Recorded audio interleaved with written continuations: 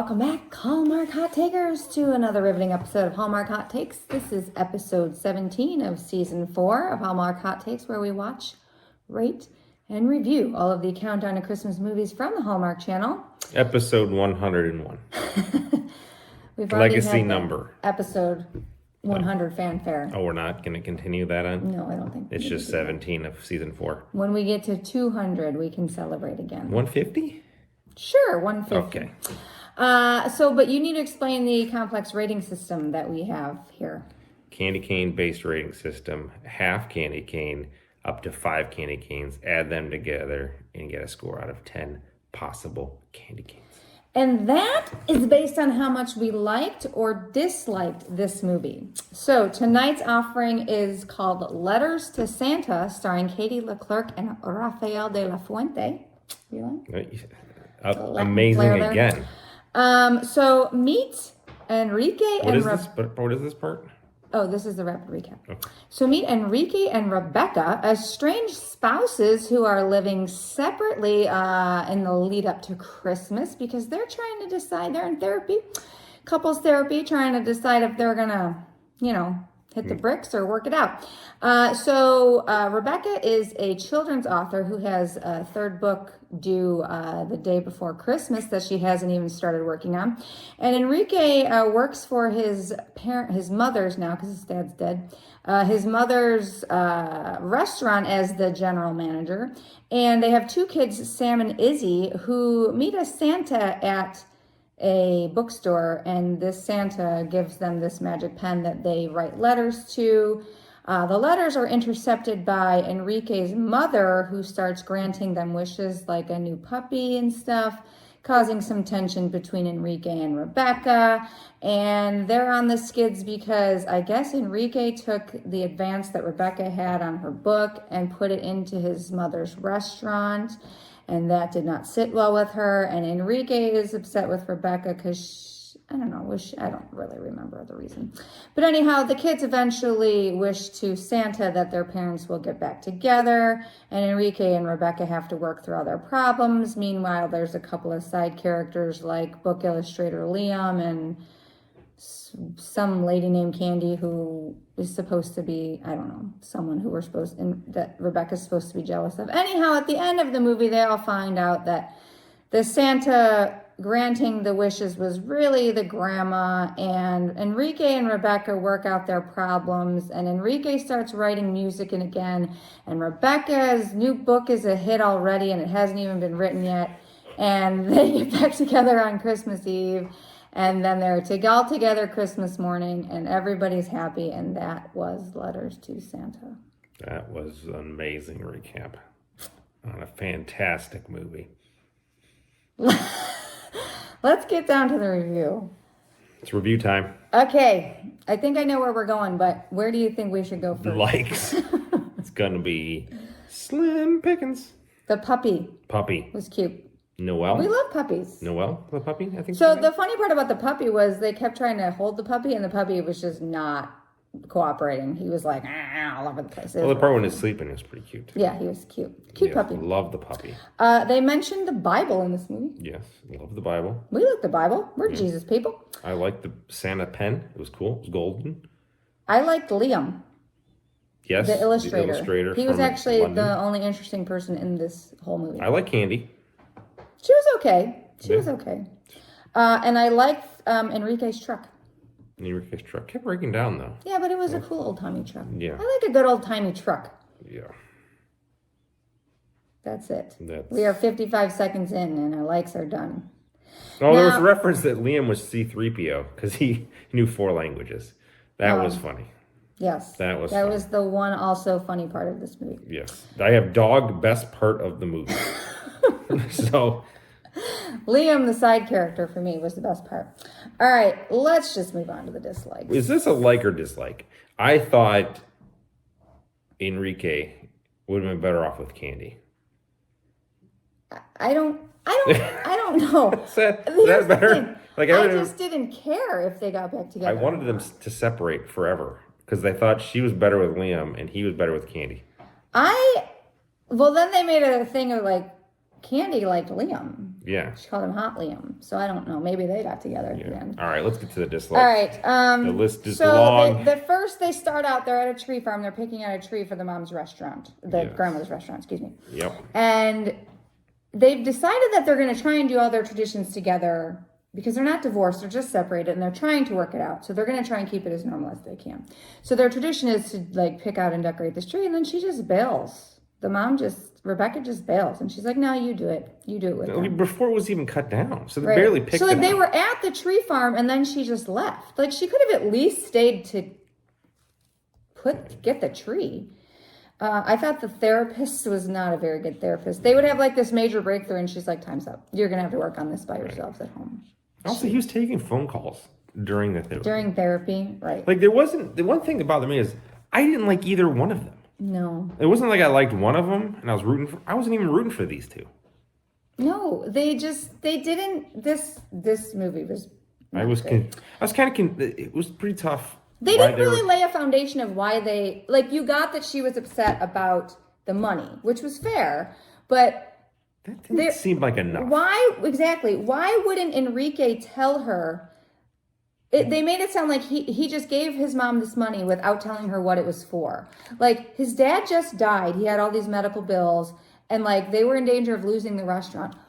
You don't think that he took this advance money and then just said, I'm going to give it to my mom with no explanation of why his mom needed it? That made absolutely no sense. Well, then you asked then, right? Right. Talk to each other. You two are friggin' doofuses. I didn't. And she's like, oh, well, I'm a lone wolf. We don't ask for help in my family. It's like, you've been part of this family for a long time. Yeah. So Sam's 10. Like, you've been married for a long time. Figure it out. Right. Yeah, I think it didn't seem strong enough to separate. I agree. I didn't like that. I didn't think he was a good singer. I'm like, wow. Dude, stay in the restaurant business. I didn't mind his voice at the end, but early on, his Silent Night was not really great. I agree. And then he rapped it. Listen, I don't usually say this, but I'm going to say it because it has to be said. This acting in this movie was not great. Not great at all. The kids were the best actors in this movie. Santa was good. Santa, yes. Okay, I'll give you Santa. But the main characters, the sister, Enrique and Rebecca, the mom, no. What was that weird Christmas video card thing? I don't know. And why would you have Liam in it? Well, they had the UPS guy. And then why would the grandma? Oh, gosh. Okay, think that this is for two people who are separated and are going through a horrible time in their marriage. And I am going to buy them a freaking puppy and drop it off at the house. Are you damn kidding me? Like, do you really think that that's what this family needs right now? A puppy to take care of? Yeah, they live in separate houses right now. We didn't see the eating and the pissing and shitting all over the house. They didn't see that part of the puppy. No, just cute puppy. Cute puppy. Cute puppy. Puppies Puppies are stressful. Right, you don't sleep. Oh, so terrible. I hated it. The camera work in this movie was weird. Just a bunch of strange shots. Like, you had people's, like, shoulders in the shot. It was... What about the book? The book was created... D-team production. The book was conceptualized, pitched, and created it made no one sense. day. So, she had to pitch her book, which was just the concept of the book, mind you. She had to pitch the book to her publisher on Christmas Eve. They approved the pitch. Then Christmas morning, the next day, the book is written, illustrated, and produced and given to their daughter as a Christmas present. No. What the hell? No. And that was just so stupid. I have on here, I hate this movie more than words can say. I hate this movie. This movie is bad. The humor was not funny. The montage when he's singing the song at the end of the movie, and then there's a montage of all of their moments throughout the movie. Yeah, it wasn't completely unnecessary. It was like a montage of their life. No, it wasn't even like nice moments. It was just a montage of them in the movie. It was so stupid. They showed the part where they held hands, but then in the movie, 3 seconds later, she pulls away. We got the 3 seconds of holding hands. All right, let's rate that was the only thing that they did in this movie. What else did you hate? Everything. I'm just confused. I didn't understand anything about this movie. Not a good singer. This is a D-level production. Even the camera work was bad. I'm sorry. This movie was bad. No. I can't The say... fact that people got paid for this is disappointing. Listen, and I feel bad saying that because I'm sure they worked really hard, and we mean no disrespect, but... We don't? I don't. I'm just here as an honest reviewer of movies. What I can't have is people to see my review and then watch this movie. Like, this is a public service announcement to save them. We are providing from service. This movie. We are providing service. I don't think we need to. I think it's superfluous at this point. But what are you giving this? Half a candy cane. There's no way. There's no way. You give it anything more than a half a candy cane, or if anyone gave it more than half a candy cane, they'd be insane. Well, Jay, no one will ever call me insane. You're not insane. This movie's a half a candy cane. This is in the hells of the candy cane hell. Ding, ding, ding. Welcome to Hallmark Hot Takes Hell of candy cane ratings. This is a bad movie. This is one of the ones I question if the rating scale should be 0. Not a half. It brings into question the whole rating system. The whole thing was bad. Story, acting, camera work.